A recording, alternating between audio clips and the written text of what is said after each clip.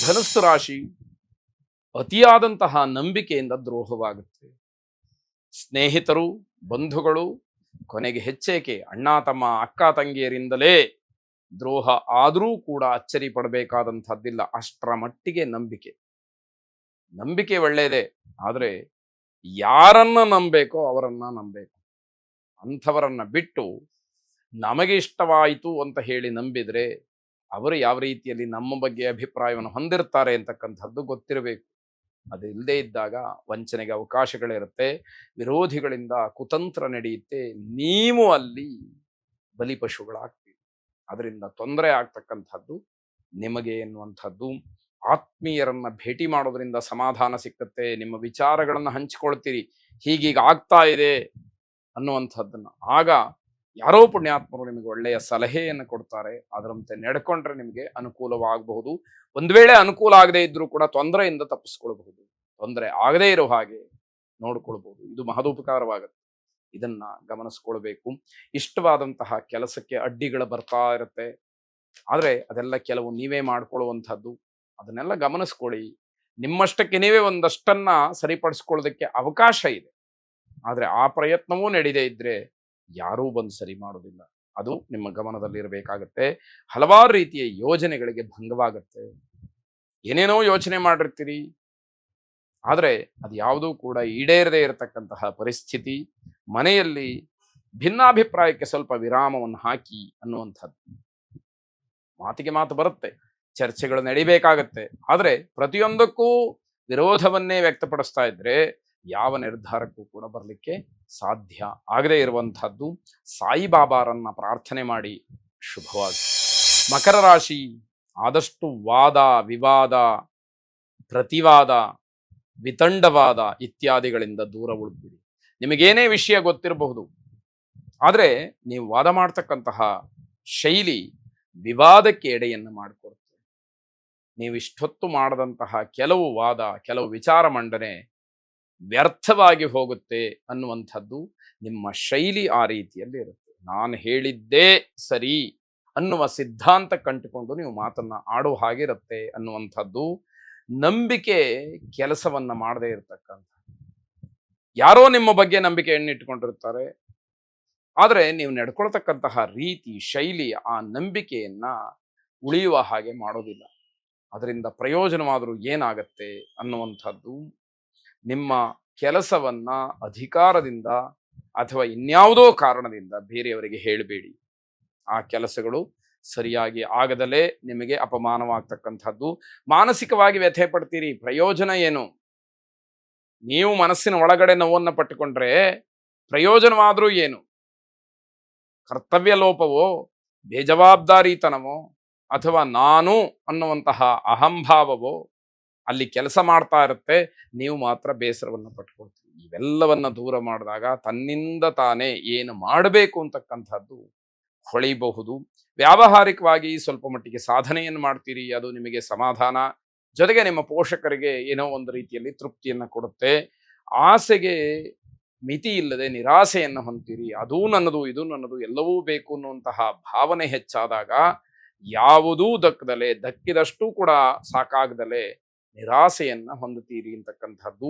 ಲಲಿತಾ ಪರಮೇಶ್ವರಿಯನ್ನ ಪ್ರಾರ್ಥನೆ ಮಾಡಿ. ಶುಭವಾಗಿ. ಕುಂಭರಾಶಿ, ಸಾಲ ಮಾಡಬೇಕಾದಂತಹ ಪರಿಸ್ಥಿತಿ ಬರುತ್ತೆ. ಸಾಲಕ್ಕೆ ನೀವೇನು ಹೆದರೋದಿಲ್ಲ, ಆದರೆ ಅದು ಒಳ್ಳೆಯದಲ್ಲ ಅಂತಕ್ಕಂಥದ್ದು. ಅನುಭವಿಗಳೊಂದು ಮಾತನ್ನು ಹೇಳ್ತಾರೆ, ಸಾಲವೋ ಶೂಲವೋ ಅಂತ. ಸಾಲವನ್ನ ಒಳ್ಳೆಯ ಕಾರ್ಯಕ್ಕೆ ಮಾಡಿ ಸಕಾಲದಲ್ಲಿ ತೀರಿಸಿದ್ರೆ ಅದೊಂದು ವ್ಯವಹಾರ. ಒಂದು ವೇಳೆ ಸಾಲ ಮಾಡಿ ಒಳ್ಳೆಯ ಕಾರ್ಯಕ್ಕೂ ಉಪಯೋಗ ಮಾಡದಲೆ, ಸಕಾಲಕ್ಕೆ ಅದನ್ನು ಹಿಂದಿರುಗಿಸದಲೆ ಹಾಗೇ ನಡ್ಕೊಳ್ತಾ ಇದ್ರೆ ಅದರಿಂದ ಬೇರೆ ಬೇರೆ ರೂಪಗಳು ವಿಭಿನ್ನವಾಗಿ ವಿರುದ್ಧವಾಗಿ ಬೆಳೀತಾ ಹೋಗುತ್ತೆ. ಸುಳ್ಳನ್ನು ಹೇಳುವಂಥದ್ದು, ಯಾರು ಸಾಲ ಕೊಟ್ಟಿರ್ತಾರೋ ಅವರಿಗೆ ಮುಖವನ್ನ ತೋರಿಸ್ದಲೇ ಓಡಾಡ್ತಕ್ಕಂಥದ್ದು, ಇದೆಲ್ಲ ನಡೀತಾ ಹೋಗುತ್ತೆ. ಇವೆಲ್ಲ ಜಾಸ್ತಿ ಆದಾಗ ನೀವು ಒಂದು ವೇಳೆ ಸಿಗ ಹಾಕ್ಕೊಂಡ್ರಿ ಅಂತ ಆದರೆ ಆಗ ನಿಮ್ಮ ಪರಿಸ್ಥಿತಿಯನ್ನ ಕಲ್ಪನೆ ಮಾಡ್ಕೊಳ್ಳಿ. ಅದರಿಂದಲೇ ಅನುಭವಿಗಳು ಹೇಳಿರ್ತಕ್ಕಂಥದ್ದು ಸಾಲವೋ ಶೂಲವೋ ಅನ್ನುವಂಥದ್ದು. ಅದನ್ನು ಗಮನಿಸ್ಕೊಳ್ಬೇಕು. ಸಾಲ ಮಾಡುವಂಥದ್ದು ಅಗತ್ಯಕ್ಕನುಗುಣವಾಗಿ ಒಳ್ಳೆಯ ಕಾರ್ಯಕ್ಕೆ ಅಥವಾ ಅಗತ್ಯತೆಗೆ ಯಾವುದೋ ಒಂದು ಮುಂದೆ ಅನುಕೂಲವಾಗ್ತಕ್ಕಂತಹ ವಿಚಾರಕ್ಕಾದರೆ ಸತ್ಯ ಹೌದು ಅಂತ ಹೇಳಿ ಒಪ್ಕೊಳ್ಳುವಂಥದ್ದು. ಇದನ್ನಲ್ಲದೆ ಸಾಲದ ವಿಚಾರದಿಂದ ದೂರ ಇರಬೇಕಾಗತ್ತೆ. ಮನೆಯಲ್ಲಿ ಸಂತಸವಾದಂತಹ ಕ್ಷಣಗಳಿಗೂ ಕೂಡ ಇದು ಭಂಗವನ್ನ ತರುತ್ತೆ ಅನ್ನುವಂಥದ್ದು. ಮನೆಯವರು ಕೂಡ ನೆಮ್ಮದಿಯಾಗಿರೋಕ್ಕಾಗೋದಿಲ್ಲ, ಅವರಿಗೂ ಕೂಡ ಇದರಿಂದ ಹಿಂಸೆ ಆಗುವಂಥದ್ದಾಗತ್ತೆ. ಹಲವಾರು ವಿಚಾರಗಳಲ್ಲಿ ಆಸಕ್ತಿಯನ್ನು ತೋರಿಸ್ತೀರಿ, ಗೊಂದಲವನ್ನ ಸೃಷ್ಟಿ ಮಾಡ್ಕೊಳ್ತೀರಿ. ಆ ಕೆಲಸವನ್ನೂ ಮಾಡ್ತೀನಿ, ಇದನ್ನೂ ಮಾಡ್ತೀನಿ, ಇನ್ನೊಂದೂ ಮಾಡ್ತೀನಿ ಅಂತ ಹೇಳಿ ಆಲೋಚನೆಗಳು ಬರುತ್ತೆ. ಎಲ್ಲವೂ ಕೂಡ ಗೊಂದಲವಾಗತ್ತೆ, ಏನೂ ಪ್ರಯೋಜನಕ್ಕೆ ಕಾರ್ಯರೂಪಕ್ಕೆ ಬರುವುದಿಲ್ಲ ಅನ್ನುವಂಥದ್ದು. ಅನಾವಶ್ಯಕವಾದಂತಹ ಖರ್ಚನ್ನ ಮುಂದಿಟ್ಕೊಳ್ತೀರಿ, ಅದು ಯೋಚನೆಗೆ ಕಾರಣವಾಗತ್ತೆ. ಸ್ನೇಹಿತರ ಮಧ್ಯದಲ್ಲಿ ಏನೋ ಒಂದು ರೀತಿಯಲ್ಲಿ ನನಗೇ ಅನುಭವ ಇದೆ ಅನ್ನುವಂತಹ ರೀತಿಯಲ್ಲಿ ಹಲವಾರು ವಿಚಾರಗಳನ್ನು ಪ್ರಸ್ತಾಪ ಮಾಡಿ ನಿಷ್ಠುರವಾಗ್ತೀರಿ. ಇದೆಲ್ಲವೂ ಕೂಡ ನಿಮ್ಮ ಹಿನ್ನಡೆಗೆ ಕಾರಣವಾಗತ್ತೆ. ಹಿರಿಯರ ಆಸ್ತಿಯ ವಿಚಾರದಲ್ಲೂ ಕೂಡ ಗೊಂದಲ ಮಾಡ್ಕೊಳ್ತೀರಿ, ಅದೂ ಕೂಡ ಇತ್ಯರ್ಥ ಆಗದೇ ಇರತಕ್ಕಂತಹ ಪರಿಸ್ಥಿತಿ. ಋಣಮೋಚನ ಮಂಗಳ ಸ್ತೋತ್ರವನ್ನು ಪಠನೆ ಮಾಡಿ ಸಾಲ ಸಂಬಂಧಿಯಾದಂತಹ ಸಮಸ್ಯೆಗಳು ದೂರವಾಗಲಿ. ಶುಭವಾಗಿ. ಕೊನೆಯದಾಗಿ ಮೀನರಾಶಿ, ಯತ್ನ ಕಾರ್ಯದಲ್ಲಿ ಜಯ ಇದೆ, ಆದರೆ ತುಂಬ ಪರಿಶ್ರಮ ಬೇಕು. ನೀವು ಆರಾಮವಾಗಿ ಕೂತಲ್ಲೇ ಕೂತಿದ್ರೆ ಯಾರೂ ಬಂದು ನಿಮ್ಮ ಸಮಸ್ಯೆಗಳನ್ನು ಬಗೆಹರಿಸಿ ನಿಮಗೆ ಜಯವನ್ನು ತಂದುಕೊಡುವುದಿಲ್ಲ. ಇದನ್ನ ಗಮನದಲ್ಲಿ ಇಟ್ಕೊಳ್ಬೇಕಾಗತ್ತೆ. ಎಲ್ಲರ ಮನಸ್ಸಿನಲ್ಲೂ ಕೂಡ ನಿಮ್ಮ ದೌರ್ಬಲ್ಯದ ವಿಚಾರಗಳೇ ಬರುತ್ತೆ. ಅಂದ್ರೆ ನೀವು ಯಾವ ಯಾವ ವಿಚಾರದಲ್ಲಿ ಹೇಗೆ ನಡ್ಕೊಳ್ತೀರಿ ಅನ್ನುವಂಥದ್ದನ್ನೇ ಎಲ್ಲರೂ ಕೂಡ ಪ್ರಸ್ತಾಪ ಮಾಡ್ತಾರೆ.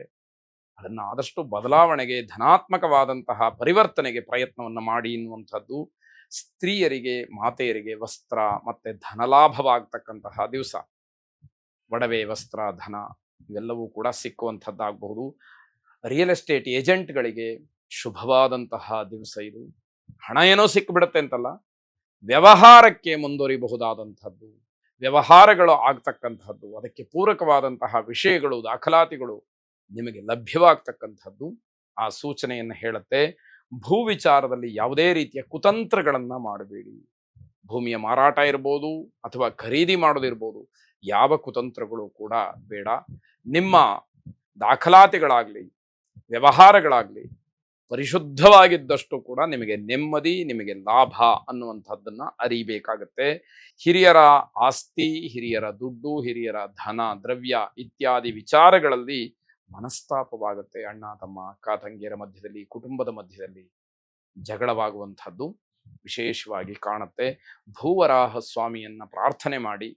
ಶುಭವಾಗಲಿ.